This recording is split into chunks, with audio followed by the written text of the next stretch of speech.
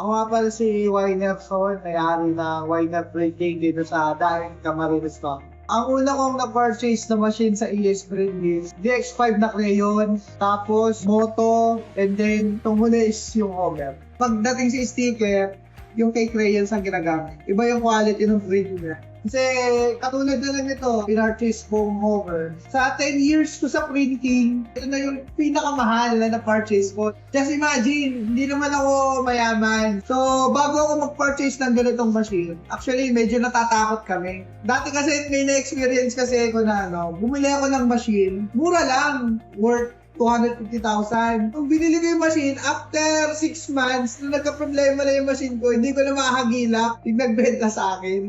So, doon ako nadala.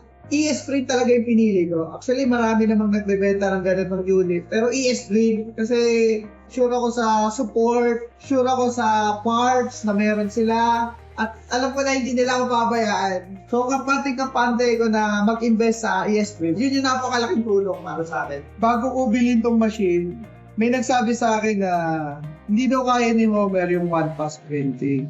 Kinaumagahan, lumuwas kagad ako ng Metro Manila para i-check yung printout ng printer nila ng 1 pass, 2 pass. So, nung nandun ako sa company, so nakita ko lahat, 1 pass, 2 pass is napaka-solid ng print. Napatunayan ko na lahat ng sabi-sabi is hindi totoo. Ikaw mismo yung pupunta para i-check mo na on the spot kaysa yung manggagaling sa ibang tao. Then, ikaw ngayon ang mag-decide kung kukuha ka o hindi. So, nung nagpunta ako, ayun, bumili na kagad ako ng Homer. Pagdating naman sa service, ang masasabi ko sa ES Print is, grabe, organize sila. Katulad ngayon, dati pag tumatawag ako pag may problema yung machine, let's say, Naga branch ako, sa Naga ako tumatawag. Pero ngayon, mas in-improve na nila.